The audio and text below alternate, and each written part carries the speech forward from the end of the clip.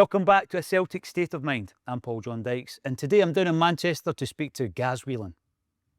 Gary WHELAN, thank you again for joining us on the show. It's been a couple of years. What have you been up to? Well, we've been in here, me and Latch, recording the album we finished last week. So we're doing that. Moved back to the Manchester area from North America after 16 years. That was a mistake. Did they not hold your ransom over there? You couldn't get out, could you? I couldn't get out at one point during the lockdowns. I wasn't allowed to leave for certain reasons. I think we know why. I wasn't allowed to leave. So once they lifted that, then I could leave. And I think that made our mind up when we left. But I was here half the year anyway. I split my time between both countries. But we're all fully back here now, yeah. Now, you can see from the logo behind us, it's Yogi G and the Family Tree. We spoke about that. You actually played a few of the tunes, and as well as a few stripped back Mondays tunes back then in the wee cafe in Manchester. And it's developed massively because you've now got a full album of tunes. For anybody who's not listened to it yet, can you describe it to us, Gaz? Because it is a bit of a departure from what we might have expected from your previous band. To coin a modern phrase, it's genre fluid. It's genre fluid. I wanted to do an album in Latch where it was all different types of music, not different styles. Not a cynical way of doing it, but just like all the music we were into, kind of just slot into each track. So we didn't say, right, I'm going to do a reggae track, a rock track, a jazz. It wasn't like that, but influences, because that's what just because of the music we listen to. I don't listen to the same type of music, all different types of music. So I wanted a record collection in one album, but that wasn't, that was kind of in subconscious. We never spoke about that, did we? We never said we're going to do. It just happened that way, didn't it? Latch, he's off camera, Latch, but he's a chip in, yeah. Oh, like you just said, I think it was just we were drawing on our diverse sort of spheres of record collections, so they became influences. It wasn't a conscious thing of let's make this a particular way. You're working on something and it's leaning in a direction, and you immediately, your mental Rolodex, it's got influences of whatever, this country song or rock song or whatever, and then you lean into that a little bit. What did someone say? It was like, what was it? Gorillaz meets... Yeah. Was it weird? Pink Floyd meets Gorillaz meets something else, which I thought was a bit weird, which I have no idea what. Yeah, well, I was conscious about him I didn't want it to sound like the Mondays, obviously. But obviously I've co-wrote every Monday song, so there's going to be a little bit of that. But sometimes if someone say, oh, that sounds a bit Mondays, but Latch knows all that. Latch has been a producer from then, so he knows all that. So if you were veering towards something that sounded a wee bit too much like that, you would probably drop Mondays, back. I was just conscious of it, and trying, But it's going to do a little bit, isn't it? Because, like I say, I've co-wrote, we've rewrote all the Mondays to music, so there's always going to be a bit of that come through. But at the same time, we used got Paul Ryder's bass line on 2 songs. Brilliant.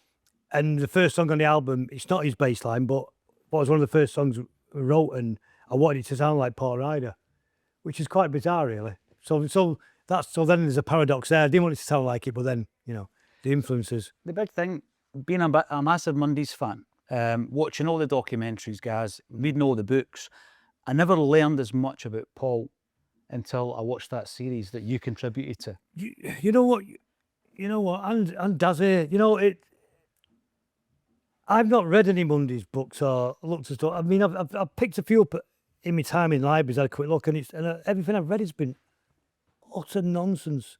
I mean, completely wrong. So I just always thought, what's the point? So I don't know. But that could just be coincidence, picking the wrong bits up. But I don't know. So that was, from my perspective, that was the closest it got watching Paul Ryder tapes to what I remember it. But obviously, 4 people in a room can have an experience and all. All right, Don. Oh, yeah. Donald Johnson from ACR. How you doing? So you can all have the same experience, but recall it differently, can't you? Yeah, and we do, and that's why we all don't get on. Big shout out to the Paul Ryder tape. So anyone out there who's not watched it, you've got to watch it. Go and give it a watch, because what you get is a real sense of the talent behind Paul and the influence that he had in that band, which obviously the focus was often, in fact, most of the time elsewhere. No, yeah. But the talent was there, and everybody that spoke about Paul spoke so, passionately about him. But some of the best bits, Gaz, was your mum and Paul's mum together on the screen. That was like a TV show in itself. Yeah, I know. Yeah. But yeah. No comment. I'm not getting involved in that. But it's funny you say that about the. But it was Paul's band. He started the band when I first joined the band. I was at school. Well, just leaving school. I always say I was at school, but I mean a bit disingenuous because I was at school, but I was due to leave. I was only a few months left at school. Paul was 18, 19, and Sean was getting married. He was 20, 21. But it was Paul's band completely. That was his life. He the name of the band. He organised the rehearsals, everything. It was Paul. It was all driven by the bass, and it was all his vision. Everything was Paul's. And then once we got big success, it comes to fun, which you do. The singers, the fun people get. And we were happy to sit back. And it's funny. It's a funny saying. What did you always say, Don? What's that? About the two front people at the front and people at the back. Oh, yeah. It's his favourite quote. He always says to me, funny, what a team like you. Go on. It's got to do with stars at the front. Stars at the front, talent at the back. So true, isn't it? Well, that's what we say. But You, yeah, isn't this one? one thing I have learned from reading all the literature that's out there is that when it came to that point where there was a choice to be made about music or football, maybe it's because you're humble and you've never really spoken about it, but you could have chosen the football, couldn't you? I don't think I was good enough. I don't think I'd have made it. I think everyone, I probably was about 13, 14, which was still, it's probably, them days were still, but I wasn't dedicated enough. I could have done, but I had an injury in my arm and that put me off a lot of stuff, and I lost interest. I've got my dad would push me all the time, and I've got a bit fed up. I wasn't dedicated enough, so I don't think it was a difficult choice. At the time, I thought it was, but I think I was delusional. A lot of people would disagree. What were you in terms of your position? Right wing. Right wing. Well, I thought I was a very slow right winger, which was a problem until Beckham came along, and it's not a problem anymore, was it? Because he was a slow right winger. So I remember playing for. Anyway, I went abroad playing, and I was the guy pulled me, who was from the FA, and said, "You're not a winger, you're a right midfielder." Right. I was skinny, I couldn't tackle or head the ball. Willie Morgan was my first hero. So when my dad took me to see Georgie Best, I was like, I didn't know. So my first hero was Willie Morgan. He was number 7 at United. Had a great played for Scotland. He had that great Scotland team, the 70s. And the first two, I don't really remember the 74 World Cup. I was too young. But 78 World Cup was the first one. I just seen, and England weren't in either. So, and because of my grandma, who was from Perthshire, or her parents were it was all, and United had all Scottish players, so it was Manchester United, they used to call them. And City had all the England players, apart from, did he have one, I can't remember. But it was mostly United, so we all, loads of kids. Funny, I saw there's a guy in Liverpool who posts on Twitter, Charles Opino, and he said, they all had Scotland kits in the 70s. Mm-hmm. Just because they had a great team, I suppose, didn't they? Yeah, and it was a great kit, wasn't it? And they had great haircuts. It was a great kit. Brilliant. That's the first kit I had. It's the first kit I had. The United yellow away and the Scotland blue one. And then the Umbro one. And the Umbro thing used to come off and you had to glue it back on again. He had that as well. You mentioned George Best there, Gaz, and I think a lot of football fans, you're attracted to the kind of cult element of footballers. There's not so many these days, is there? But back then, was it the cultiness as well as the brilliance of George Best? Yeah, he looked, he was Bruce Lee and Elvis in one, weren't he? Yeah, it all helps, doesn't it? Because, but he was good. He was just different. He was just so different, and it looked like he wasn't trying. He wasn't dedicated. And Cruyff was the same. Johan Cruyff, them players. I think the greatest football. When you watch players and you look back, I still think Best is. I think Maradona. No one comes close. I think Diego Maradona is the greatest player I've ever seen. Then I'd say Best and Cruyff. They're my favourite three.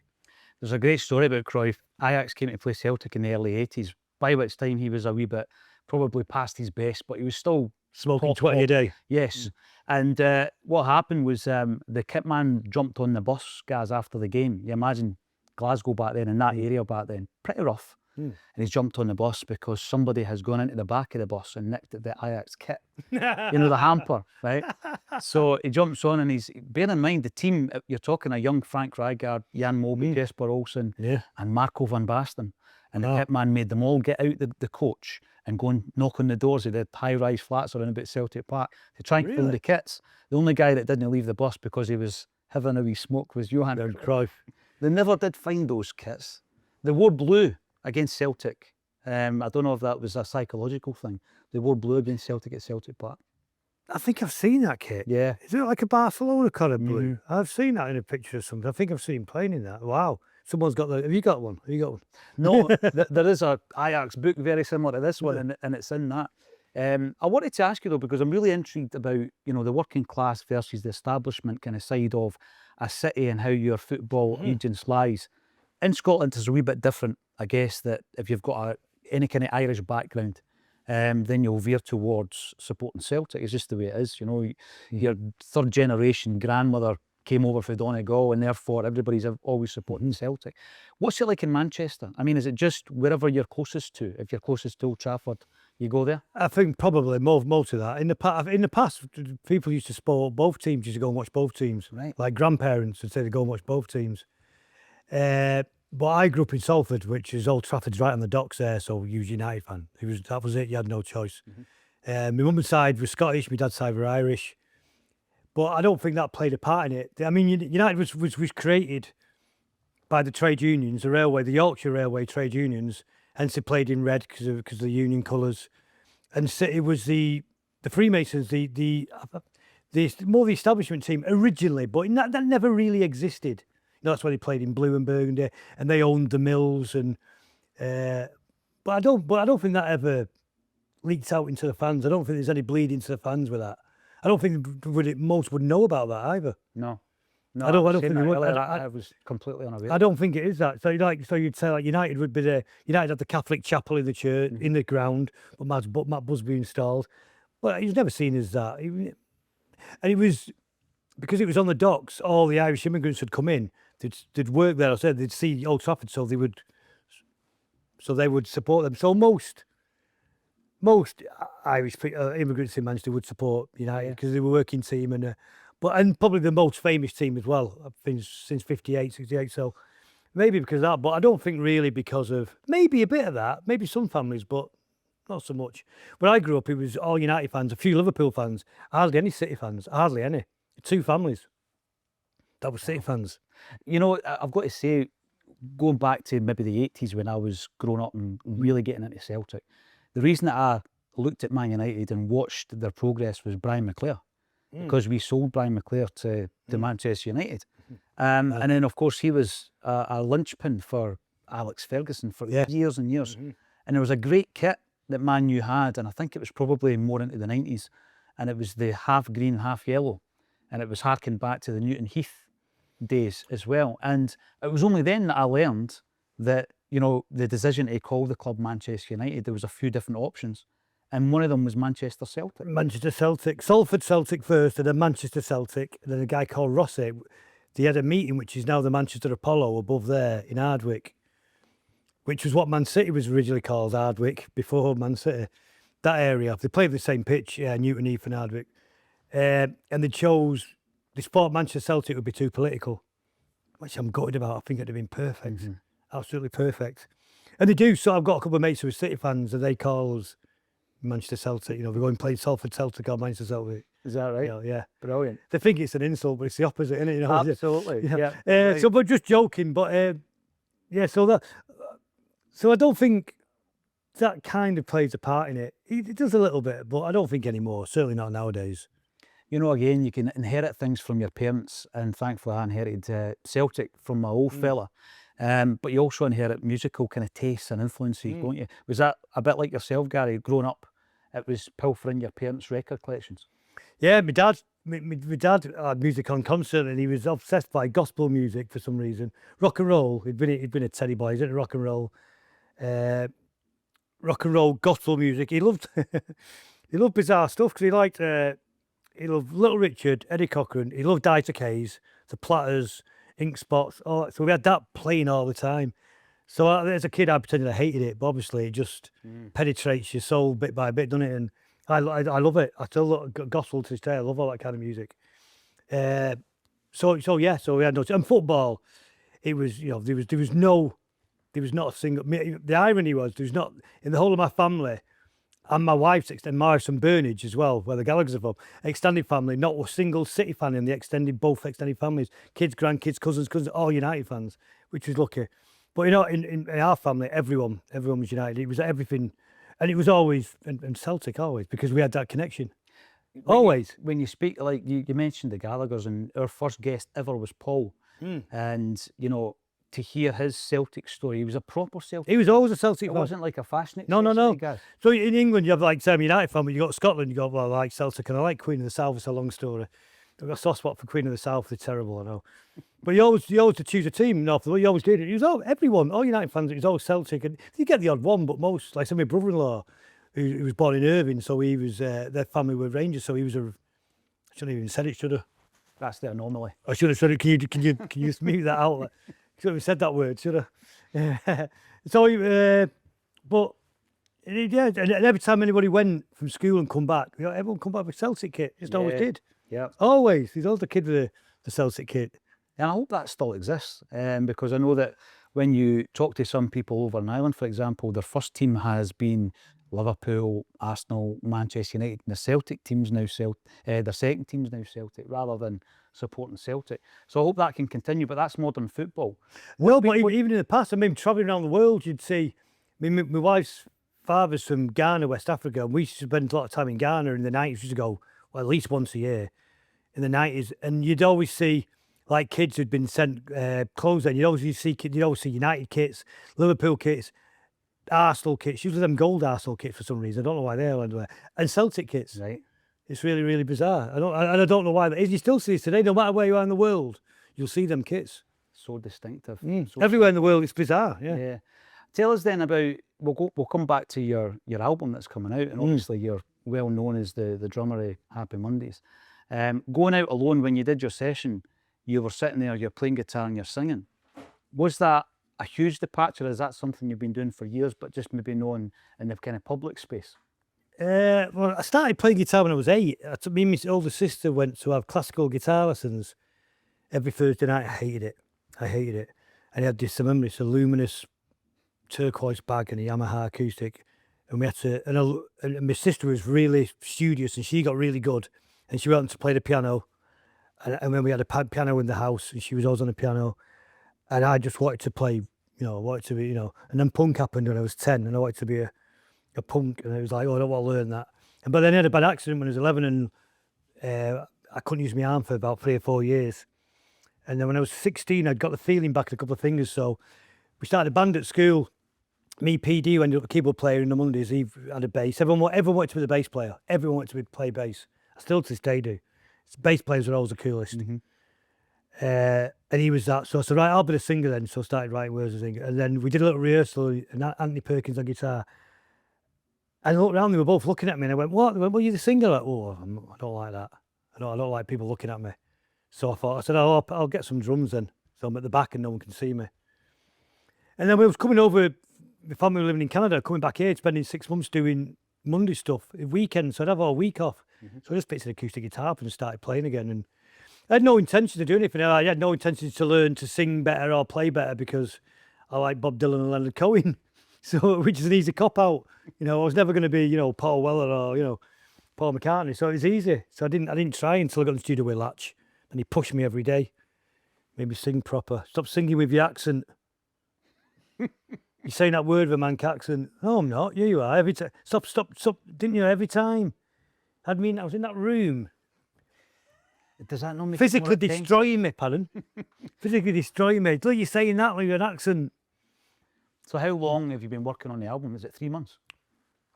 Well, the songs have been about for a few years in bits and bats. I'd never planned to do an album. And me and Latch got together and he said, I just booked in to do a song called Black Symphony, which I first played at the first time with you on the acoustic.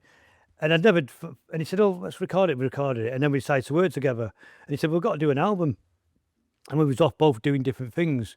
So we got back about, last year we went to Canada, about a year ago, to do some work on them, January, up in the middle of nowhere at Chris's, who appears on a few of the songs.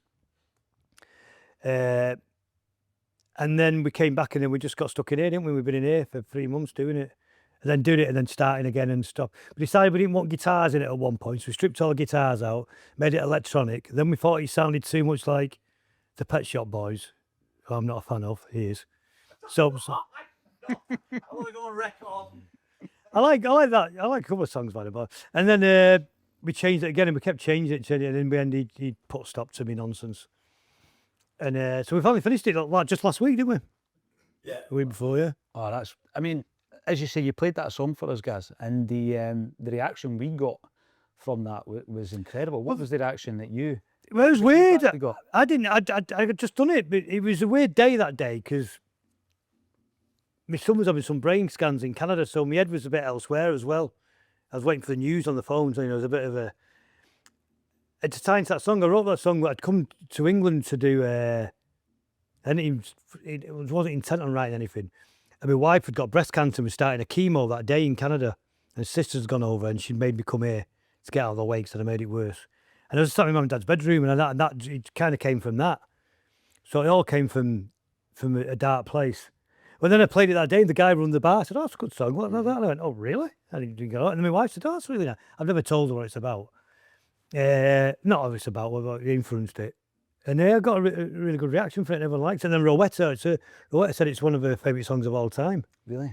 So she's going to do a vocal on it, she said, next week for a different remix, which will be interesting.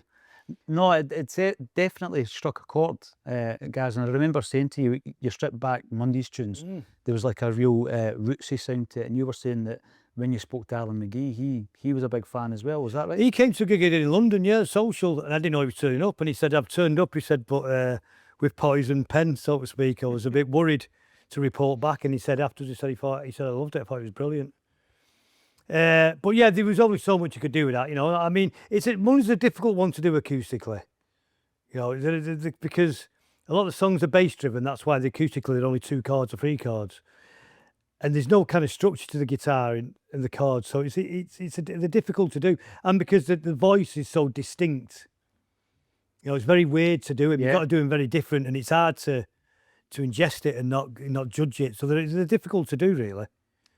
When I was speaking to Alan McGee, we done a show with him up in Glasgow. Obviously, his ties to the kind of Glasgow bands up there, Gaz, is incredible. And King Tut's are going to be celebrating their 35th anniversary this year. And You know what? I've never been there. You've I've never been? never been. No. It'd be a great gig for you. Yeah, I've never been. A great gig for you, a great show.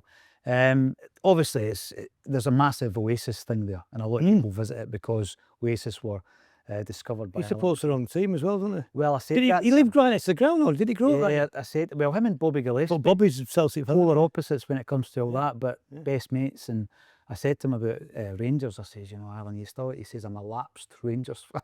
Is that what he said? Didn't Ferguson grow up on that street, that area as well? Alex Ferguson, yeah. I mean, I wanted to talk about Alex Ferguson because obviously, you know, going down there, I'm from a place called Dunfermline, and he actually played for Dunfermline. And then he made his name as a manager at Aberdeen, and he goes down to Manchester United. But what I was saying before we started recording here is the way that he built a Manchester United team. Yeah, money was spent and all that, guys, right? But the way that he built that team, and then he nurtured a new team to come through the ranks, the class of '92. I don't think we're going to see that again in modern football at that level. I think it's the last. I think that style of management, I think that style of the times has gone in society as well. You know, that kind you know, he'd be called a bully now, wouldn't he? Yeah. Yeah. The players need a safe space. You know, these grown men, you know. You're right. It's so, Sometimes you've got to be brutal. but I know people who played there and was there and said, he was one of them where, and you probably get this in a few places, but where he knew the name of every single person who works in the cafeteria and their families. And that's all changed now. You know, like you don't say it's a family, but he said he did. Yeah, everyone. Yeah. And again, watching from afar, I was more interested in Chalky. Gordon Strachan was down there as well. But Alex Ferguson, for me, revolutionised it. I mean, what was it like as a Man U fan, having not had this level of success that maybe your parents had seen, and then all of a sudden Fergie completely changes the narrative? Well, it took him 3 or 4 years, but I think people stuck with it because of what he'd done, you know, to break up the old firm. That's something, I mean, Unreal. Unbelievable, weren't it? You know. Yeah. So I think just because of that reason, he's got his time, luckily, and he was one game off, a cup game, FA Cup game off, you know, that he was going to lose his job. And I just think that the style of management, the style of person he was a very like Glasgow or Liverpool or these cities, Manchester, that kind of very, where a lot of I don't want to use the word talent, but you know, whether it's music or sports or the working areas are really, really good at that kind of thing, because that there's probably, I don't want to say nothing else to do, because there is other things to do, but that's the kind of focus, and that's what people, that's where people's souls are built around sport and music in working class areas, you know, and especially in them cities. And it's no coincidence, like cities like Glasgow, Manchester, Liverpool, and even Sheffield, you know, these cities have produced so much, and I think that's changing now. You know, it's changing, and you know, things change, and that's the way things are. But I think kids, working class kids, have got different role models now. Sadly, as we were talking about before. Yeah, you're right. And you know, you could probably put in the same bracket different eras, but Jock Stein, Matt Busby, Bill Shankly, All grew up and near of each course, other, didn't they? Alex Ferguson, and it was the same kind of working class approach, because they could go to their work and manage men at their workplace. You know, a lot of the guys I mentioned, they were minors. Yeah. And they were working with men, and Willie Morgan, sometimes managing them. yeah. And then they would maybe manage them the same way in the dressing room, and they got results out of that. Well, because they're working with men, yeah, Yeah. that's a working class men. And I think, do you know, it was Scotsman who first invented tactics, weren't it? There was the first game where they actually, because players would get the ball, they'd all just run, they'd all just do it. And they used to have, I think it was 16 aside or something. It was all, and to actually say, no, you stay there, you're at the pitch, we do that. And we actually, instead of running the ball and all, you pass it to him and you pass it. And I knew it's invented in Scotland. I knew the first coach was Scottish, because the three first coaches in Italy were Scottish because of that. But there's an actual guy, and I found it on Twitter the day, I was watching it a couple of weeks ago, and it was they actually found the actual game where it started, where he decided, and they won really easy. The other team didn't know what to do. Like, they passed the ball to each other, moving, and they were just completely dumbfounded. And to us, it's like normal, but to them, then, and it wasn't that long ago. So they were playing the high press, but they didn't call it the high press. Didn't call it. I bet they all just ran and just nudged people out of the way, Yeah. and did, you know, when they were passing it to each other. Brilliant. It was really bizarre. And I can't remember his name. He should get the credit, and he doesn't. Yeah. There's a lot of people like that, and I'm going to use an example here.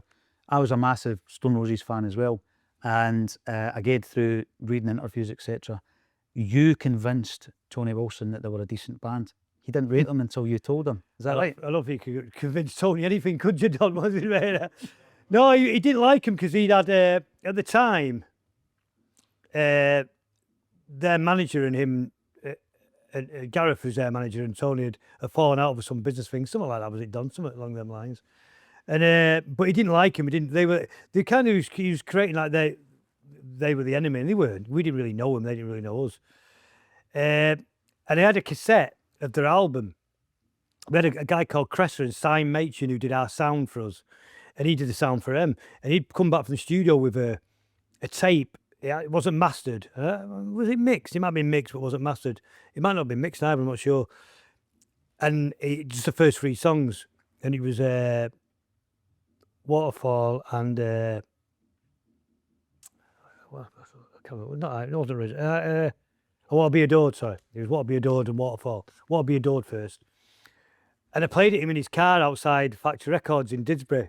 In his car, so he got to the Store Roses and he said, "Oh no, actually we didn't. Oh no." And he was giving me a lift back into town, and we was in. I think I can't remember the building. Was it the Hacienda? It was indoors somewhere in town. And he said, "Oh, we'll put it on now then on the proper speakers." So I don't know where he was. It was an office somewhere in town. Can't remember where. It might be the office at the Hacienda. And he played it, and he loved I Want to Be Adored. He was like, "Wow, this is amazing, absolutely amazing." And then he played the second one. He was definitely Want to Be Adored, the first one. It was Waterfall. And he was like, "I'm hooked. I'm going to get him on the other side of midnight." Yeah, so yeah, it was in a cassette. I could have the cassette back. He went, "Okay." I think there was only 3 or 4 tracks on that. He definitely started Want to Be Adored. You're right, that's what it was. He admitted his mistake, didn't he? Did he give you credit for it? Yeah, a couple of times, yeah. Even though he calls me Ringo Starr and a few things. He never likes to give too much credit, does he? He likes to take it all. He did say He said that. the other Ringo Starr, yeah. But he does some, but he has on other things, he said it, yeah. I mean, there's an Ian Brown interview, he talks to Ian Brown and says it there, yeah. Yeah. So no, yes, he does a couple of times, yeah. There's a great bit of footage, I don't know if you've seen this, it's at Old Trafford, right? And Manchester United are playing Leeds, probably 92, 93. And Brian McClare wins a throw-in. and the camera just stops, and in the front row is John Squire and Manny at the game, and you can see them as clear as day. Really? At Old Trafford watching the game. And you're pals with Manny as well, aren't you? Yeah, I was talking to him this morning, funny enough. He was with Brian McClare on Saturday at Hotel Is that Football. when it was, right? Yeah. I saw it advertised. On Saturday, so yeah, and Manny and Ian I'm friends with. I don't really know John Squire. I remember going to Old Trafford in the 90s. I used to go I've been with Ian and Manny, and John was there one time, but I can't really remember. I remember he never spoke a word. So I don't think I've ever spoken to John. Really? Yeah. It's incredible because, again, a lot of people from the outside looking in thought that, you know, there was this kind of Roses and Mondays association, if you like, because No, you're from Manchester, you're smashing it at the No, same they used to rehearse. They used to hang out in Charlton. We rehearsed. We were friends with like certain ratio, and Jazz Defectors were kind of people we knew. We didn't really mix with any other bands. We didn't really know that many. New Order a little bit. But the Roses, we didn't know them.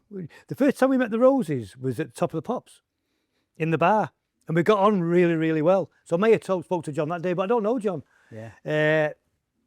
Rennie, but you don't see Rennie. You see Rennie now and again.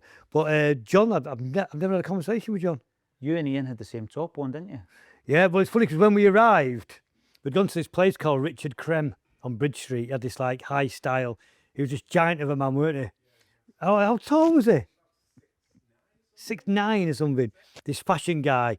He had a tall, a big nose, and he was like really striking. He had this like amazing, famous clothes shop facing George Best old club, Right. and called Richard Cream. So Tony knew him. Said, "I'll go in there. I'll get you some clothes for free." So we did. Richard Cream. We used to call him Richard Crem. We used to call him Dick Cream, which he hated. I know, we were so childish. Yeah. We used to call him Dick Cream. I know who they are. Richard Crem. Yeah, he was a good guy, actually, weren't he? He was a lovely guy. And he asked him for it. So I got this black gold shade thing with the red thing. There was a red and yellow one. And I thought that looked like one of them, you know, the guy that's a bit like a beefeater. There was a black with a white and red, so I thought, I'll have the black one. So I took the black one. And we arrived at Top of the Pops. I'll never forget, the Roses were already there, and they were doing their run-through. You do about 5 or 6 run-throughs. Right. And as I walked in, they saw us and looked at us. That's the first time we'd ever really met them properly. And Ian just pointed at me because he had the red one on and just started laughing. You know, and I said, I got mine first. But, you know, obviously you don't see it at the back. And then we went to the bar, and that's how we got to know him. I mean, Ian and Manny I'm still friends with.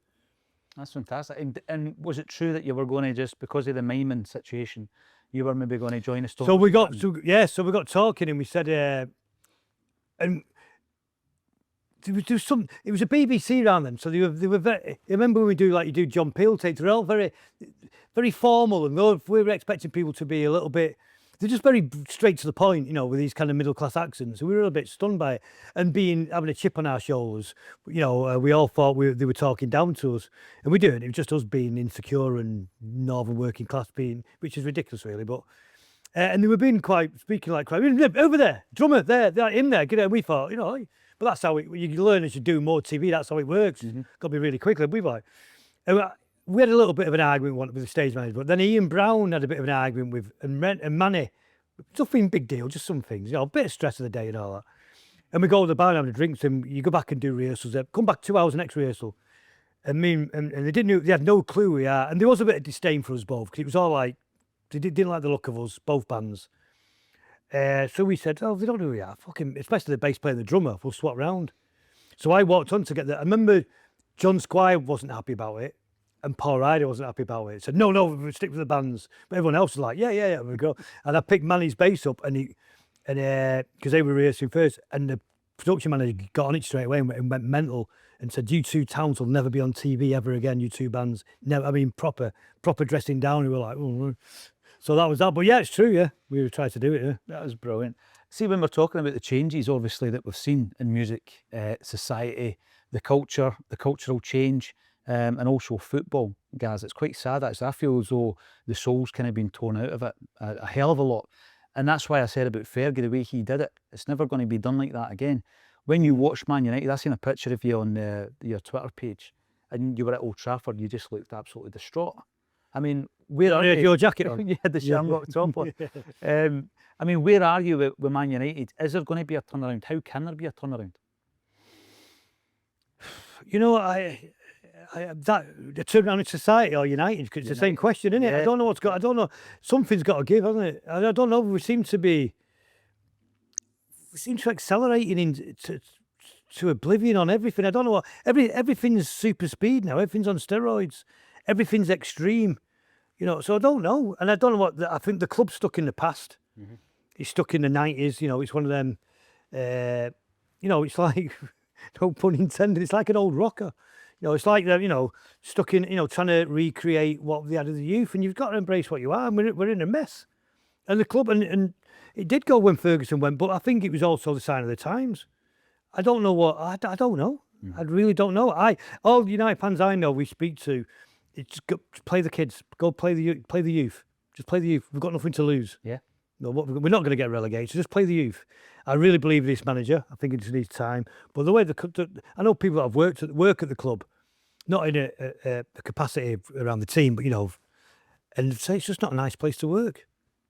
So that then breeds a culture that's difficult to get rid of that. But I think that's in a lot of places now. People, I think for friendliness and I don't know, everything seems to be changed. Everyone seems to be, life's too fast.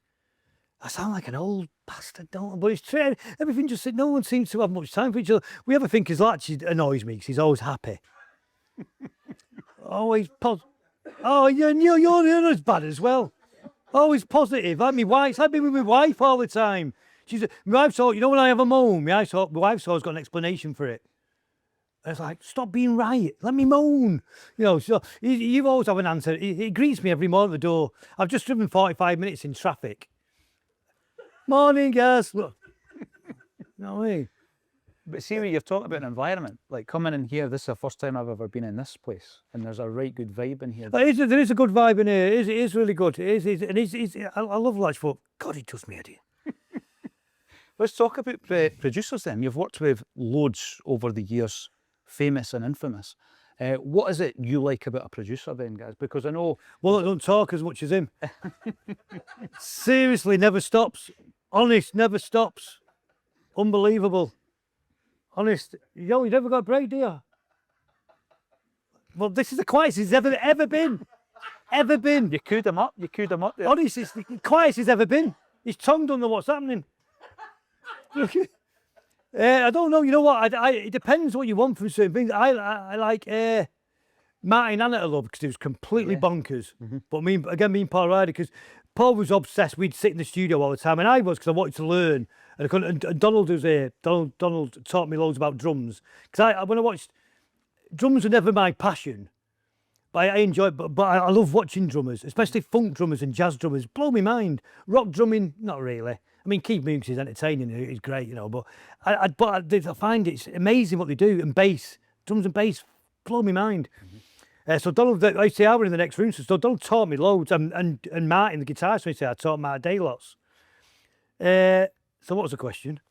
Well, you brought up Martin Hannett. Too busy moaning. Yeah, so Martin had worked, so we were this... too busy moaning. So we were too busy moaning. So we wanted to add an element of...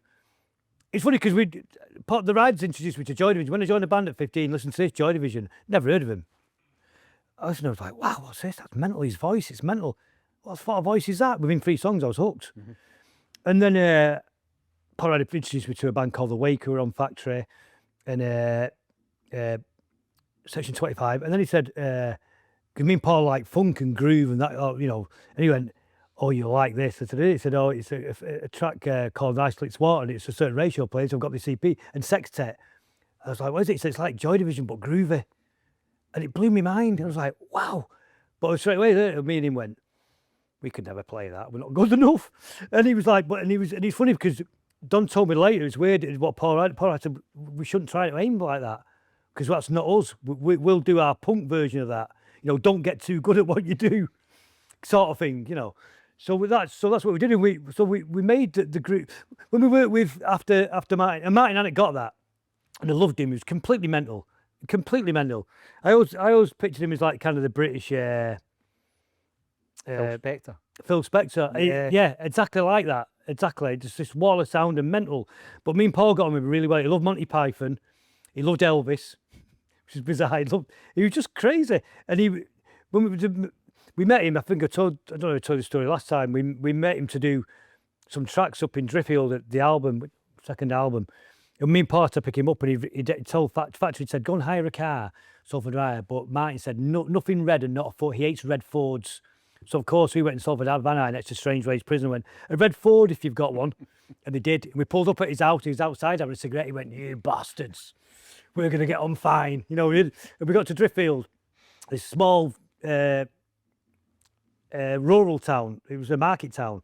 And bringing the cattle in that day. Literally a farming town on the North Yorkshire coast. And this is the days, 87 was it, something like that, the days when it was the pubs were open all day. They closed at 1:30 and open again at 6 or whatever. But the pub was open all day because it was market day. We got to this brand new studio, and the guy wanted to show us all around. And Martin hadn't been in the studio for 3 years, and he didn't know what was going on. It was kind of semi-digital. He was like, oh. And the guy went, do you want to see this? Do you want to see the live room? And we were like, the pub next door, it's open. Why is it? It's market day, it's open all day. We went, we'll go in there for a bit. Then he went, do you want to see the studio? And then we were like, no. And we got in the pub and we ordered 2 pints of Stella, me and Paul Ryder. And Mike went, I'll have an orange. I've not drank for 3 years. I went, okay. And we ordered a bit. And Paul Ryder went, oh, they've got Stella on draft. Mike went, go on, I'll have one. And that was like 2 in the afternoon, and we was there till midnight. You know, that was it. And so we got on with him. Me and Paul got on with Martin really, really well. Bonkers, completely bonkers, but I loved him. And then Oakenfold was like more, he wasn't a hands-on producer. He had Steve, who did all that. But Oakenfold would pull out like just loads of vinyl. He knew his stuff, loads of soul stuff from the 70s and 60s. And there's the loop on God's Cop, which is very similar to Shack Up, innit? But it's not quite the same. And it's a different, it feels different at the end, it's different, but and it was a soul, I can't remember what the record was. It was a really weird soul on a German release, I just remember that. And Oakenfold playing that over and over and played the loop, which ended up on the record. And so Oakenfold really knew soul music, He was really good at that. I mean, he was good. And Latch is good with strings, and Latch has been really good with me because I've never done an album before as a vocalist. Mm-hmm. So going in there, I thought it'd be easy, just, you know, because I'm not Paolo Nutini, you know what I mean? This is not, you know, we're not reaching great heights of vocals here. I thought it'd be quite easy. It had me in there hours and hours and hours and hours going over the same phrase, you know. Stop singing with a Mancunian accent. I'm not. Say that word properly. You're not saying that. You're not breathing right. You're not doing this. Listen to this. It's like, oh, Christ, that's what a, you know, listen to Bob Dylan. You're not Bob Dylan. Get back in there, you know. So Latch has been really good with that and patient, you know. But you should listen. You know, we used to get loads of arguments with producers. One thing I hate is when they say, oh, I can't hear, he knows this as well, he's going to laugh now. I can't hear something in the mix. I can't hear that trumpet there. Well, it's in there, you can't hear it. Well, if it's in there and I can't hear it, there's no point in it being in there, is there? Well, it's just playing a supportive role. No, what, I'll hear it. And just turn it up, and he said, I can't turn everything up. You know, so you got to get on with producers. John Cale was very weird. He didn't mix with us. No. But Dave Young was his engineer, was his producer, and we did 24-hour Party People with him. And I remember him saying, he come in and he said, when you're playing the hi-hats, because we were playing with click tracks then, I first got into click tracks, another thing Don introduced me to. And I learned pretty quickly how to play it one, actually. I quite enjoyed it. I still play to one, I enjoy it.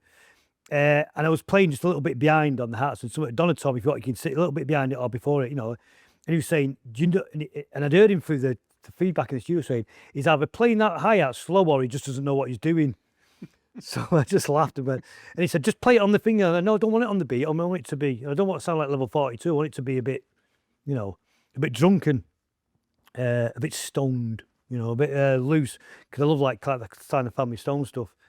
And he really didn't get it. So we never really connected with him. He was all right, Dave, but he was from a different era. And was it something of a coup for you, though, when John Cale was the producer of your debut? We saw him at the Hacienda. Me and Phil Sachs was our manager. We were huge Velvet Underground fans, but me and him were John Cale fans, the rest were Lou Reed fans. Not that you had to be one or the other, but we just were. And Tony was there. And Tony said, I'll go and ask him if he wants to produce her. You should. He went backstage, and we didn't want to go and meet him. Never meet your heroes and such. And Tony said no. He said no, but I'll phone him up in the week and he'll do it. And he did. And it was bizarre. But he'd kept himself to himself. It took him about a week to warm to us, but he didn't get us. I mean, we were just getting started, and he was extra strong mints and tangerines. He wasn't drinking or smoking or anything, and we were just getting going. It's funny how you remember that so specifically. And that's what I mean, in London, so he was a holiday for us. You were mentioning that you're going to get Rowella to do a different mix of one of your tunes, right? Whose idea was it to bring her in initially? Was that Paul Oakenfold? No, I think it might have been Elliot Rashman's who's managed Simply Red, because their offices was rather below us in Manchester, above us, and I think she'd done some singing with them. And Nathan, who was our manager at the time, I think he'd said to Nathan, he'd asked for a girl singing, and then she came down, and obviously she's as bonkers as all us, so she fit in straight away. Looking forward to hearing that. Tell us about your dates. You're coming back up to Scotland. You're coming up to Glasgow. Yeah, well, we've actually got the dates. So I have no idea what. Yeah, I wish we'd do more dates in Scotland actually. Well, you mentioned Tuts earlier. Tuts is a brilliant. Never been there. Probably a bit too big for me now. I mean, it's hard selling tickets as it is, isn't it? But is it old? How much is it old Tuts? 250. 250. 250. That's about 200 too many for us. There's the dates.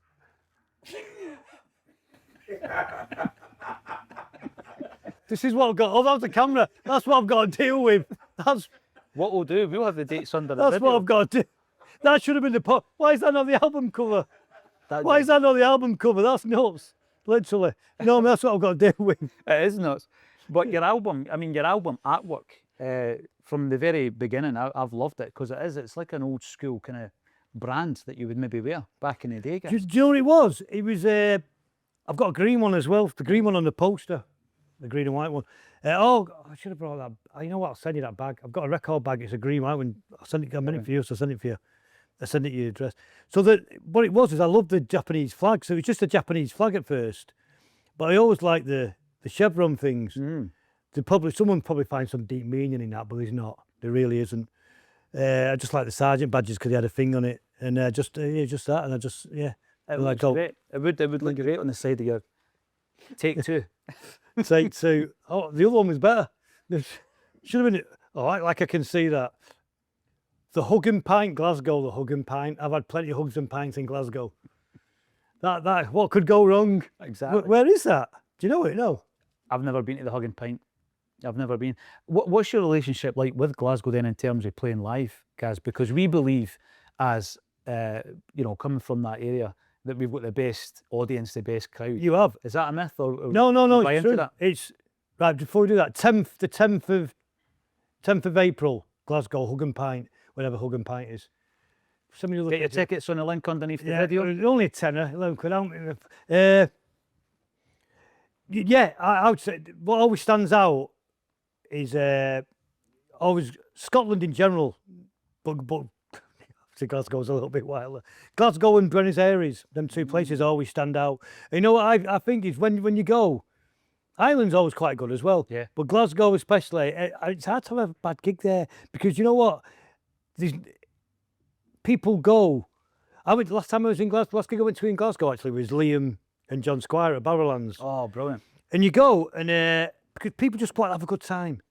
So you've got to ruin it for them, Braz. Instead of going to a gig where people go, so they're up for a good time. So it's pretty hard to fail. The Barrowlands is one of the greatest venues on the planet, and so it is all. I remember we broke down once en route to playing Barrowlands might have been 89, 90. We literally broke down in the middle of nowhere, and there was in a farmer's field, and there was a farmhouse, and someone went to the farmhouse, and the farmer said, "Oh," and he came down and he had a van and put us in the van.